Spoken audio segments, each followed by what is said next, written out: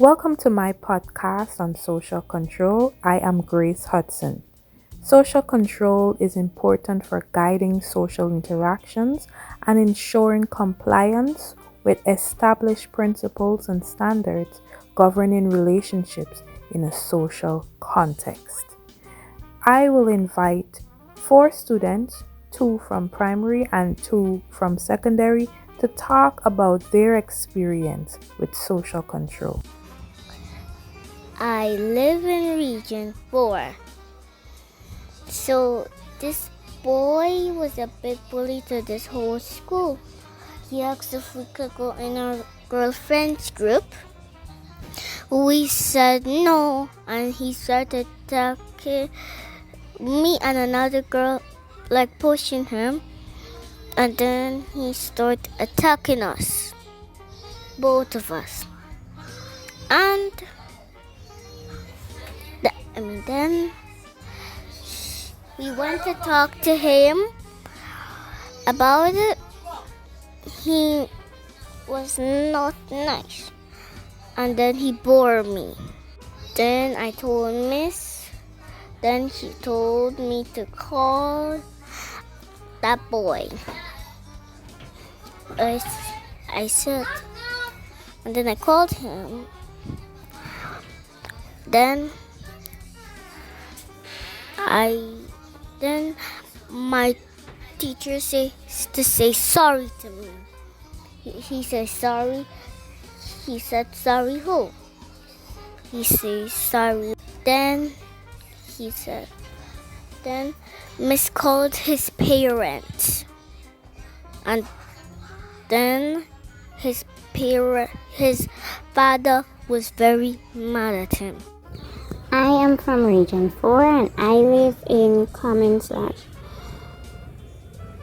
My view on behaviors at school is that the children at my school, they are very, very bad. They would like smoke and stuff in school and vape in school. They would vape in school and they would answer back teachers, and they would use their phone or devices during class, and some of them even eat in the teacher's class. And they're very bad in the sense that they would destroy teachers' stuff, like teachers' car, and so they would like mark up the car, and some of them would put the little nail into the wheel and air down the vehicle, especially when they're having issues with the teachers. How does the teacher respond to this? Most of the time they would call in the parents, and they would set up a counseling session with the parents and try to help to monitor the children's behaviors. Or for petty issues or petty problems, they would have them write that I will listen to my teacher, or I will obey the rules of the school, or I will not do this, or I will not talk in class, I will not eat or drink in class. I'm from Region 4. This would happen from school. A girl was bullying me. A teacher knew, but she didn't ask the girl. I complained to teacher. Teacher didn't beat her, but she spoke to her. Miss, I'm a Form 1 student, and what I've been observing so far is not nice in my school environment. The students are constantly fighting. They're fighting all the time for little issues. Sometimes it's very minor. Some is even for a pencil, and you will not believe it. it's even relationship wise, and they say they're fighting for a man, and no matter how much a teacher talk to them or higher authorities in the school, they will not stop. Now, how does the teacher respond to this? They would give them talks. There is a social worker at the school. The students would be referred to the social worker, and they will have a general assembly to address constant fights. Also, they will keep PTA meetings or class meetings, miss even level meetings to address the problem. So that was 4 students talking about their experience with social control and deviant behavior.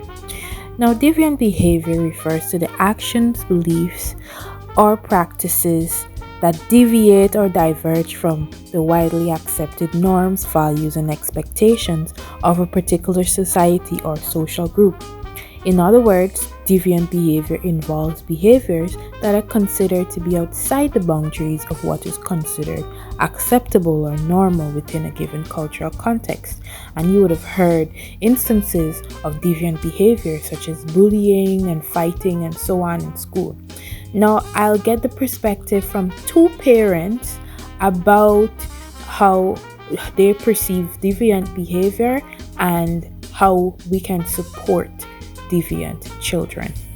One reason that a child may behave delinquent within a school could be because of the family environment.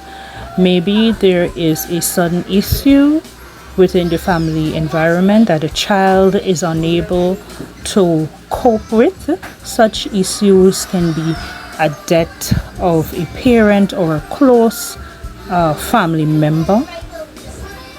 Maybe it can be a divorce, and the child is now disrupted from what they know to be normal, and now is thrown into this situation where they don't know how to deal with it. So they go into the school environment and they do things that we would term delinquent. Another reason could be maybe it's an ongoing issue within the family environment where that child is being abused, and it's not something that, it could be something that recently occurred, but it could also be an ongoing issue.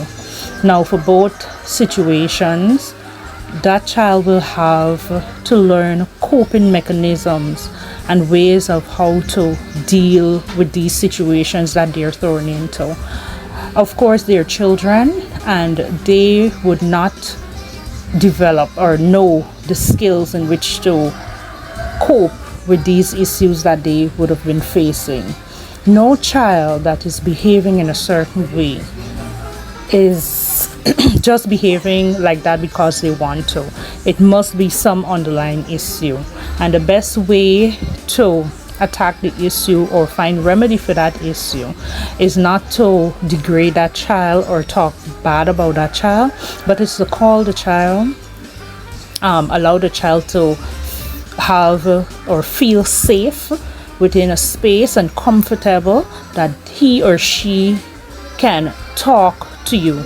It may not happen at that first initiation state, however, constantly showing that you can show up for them and they can trust you, you building that trust, it will enable them to open up to you, and that will help you to give them advice of how to cope with it and probably take further measures to help them and assist them in whatever they're going through.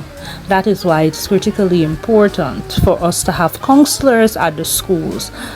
Teachers cannot do it all, and teachers within a classroom, doctor, lawyer, nurse, everything. But there are certain issues that they're not equipped to deal with, and it's critically important for every school to have a counselor so that the children can feel safe speaking to someone in confidentiality, and that person can also find a remedy for their problem so that they can actually have a change in their behavior. Having a child speak out for whatever is going on with them, and an adult, preferably a counselor, finding a remedy will allow them to see life in a better way and to change their behavior so that they can see become positive contributing members to society. So we will not allow them to go into the environment with these delinquent behaviors and think, okay, one day they will change. But we're going to find remedies, or we should find remedies for it at the school level to deal with it, so that when they get into the environment, they would have been healed and whole and contributing members to society. I am a parent from Region 4, and I think what schools should do to maintain social control amongst the students is to enact mandatory social clubs, like a chess club, and other varieties of clubs, to keep the students occupied and keep them in a learning mindset. I think that would work very well. So that was the opinion of two parents giving insights on social control in schools, deviant behavior, and how to support students. Now, this research would not be complete, this podcast would not be a success without the opinion of an expert. So I'll now invite a social worker to give her opinion on deviant behavior in school. Good day, I'm a social worker attached to the Ministry of Human Services and Social Security. Now, firstly, I should be talking about the reasons why children act this way. I like to look at family dynamics and environment. The family is a primary socializing agent for children, and dysfunctional family dynamics or an unhealthy home environment can contribute to deviant behavior. This might include inconsistent discipline, neglect, abuse, parental substance abuse, or lack of positive role models. Children raised in such environments might not receive proper guidance, emotional support, or appropriate boundaries, leading to the development of deviant behaviors as a way to cope or rebel against their circumstances. We must also consider peer influence and social pressure. Peer groups play a significant role in a child's life, especially during adolescence. If a child associates with peers engaged in deviant activities, they might be influenced to participate in these behaviors as well. The desire to fit in and gain acceptance or gain a sense of identity can push children to engage in deviance they might not otherwise consider. This influence can range from substance abuse to delinquent activities. Now, we should not think of these children as too far gone. There are ways in which we can offer support to them. For example, early intervention and prevention programs.